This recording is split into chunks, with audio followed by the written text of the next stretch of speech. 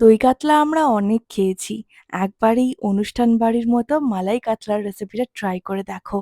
এক কথায় অপূর্ব লাগে গরম, গরম ভাতের সাথে। আর এখন যেকোনো অনুষ্ঠান বাড়িতে আমরা এই মালাই কাতলা তো খেয়েই থাকি, তবে ভীষণ ভালো লাগে খেতে। তাহলে চলো একদম সহজ উপায়ে আজকে বাড়িতেই বানিয়ে ফেলা যাক মালাই কাতলা। তার জন্য প্রথমেই নিয়ে নিয়েছি কাতলা মাছ।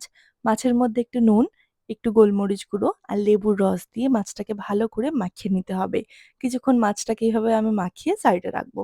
এই মালাই কাতলাটা তোমরা রুই মাছ দিয়েও করতে পারো, সেটাও বেশ খেতে ভালো লাগে। তো এখানে আমি মাছটা মাখিয়ে নিয়েছি। এবার আমি একটা মশলার পেস্ট বানাবো। তার জন্য একটা বাটিতে নিয়ে নিচ্ছি প্রায় ৭-৮টার মতো কাজু আর দিয়েছি ২ চামচের মতো তিল। এবার এই কাজু আর তিলটাকে আমি কিছুক্ষণ দুধের মধ্যে ভিজিয়ে রাখবো। কিছুক্ষণ ভেজানো হয়ে গেলে তারপর ২ টো কাঁচা লঙ্কা দিয়ে আমি এটাকে পেস্ট করে নেবো একদম স্মুথ করে। এই পেস্টটাই আমাদের রান্নাতে ব্যবহার হবে। চলো এবার মসলাও বানানো রেডি হয়ে গেছে। এবার আমরা ঝটপট কড়াইতে তেল গরম করে কাতলা মাছগুলোকে ভেজে নেব একটু লাল, লাল করে।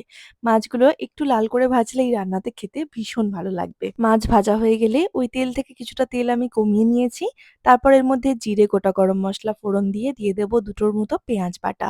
এখানে আমি ২ টো পেঁয়াজ ১ম এ একটু সেদ্ধ করে তারপর পেস্ট করে নিয়েছিলাম।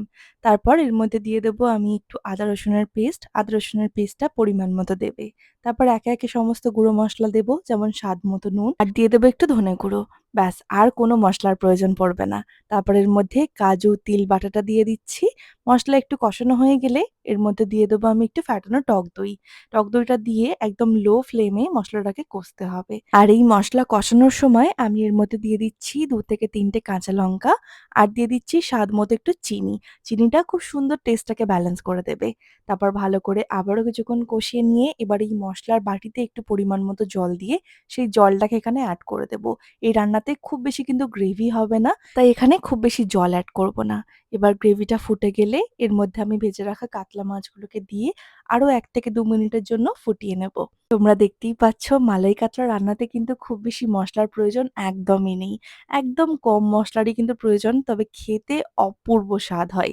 তো এখানে আমি কিছুক্ষণ ফুটিয়ে নিয়েছিলাম।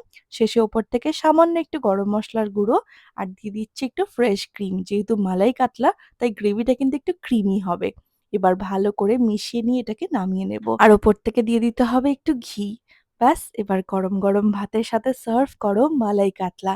যারা কাতলা মাছ খেতে ভীষণ পছন্দ করো আমার মতো, তাদের তো রেসিপিটা ডেফিনেটলি পছন্দ হবে। আর শুধুমাত্র কাতলা মাছ নয়, তোমরা এটাকে রুই মাছ দিয়েও বানাতে পারবে।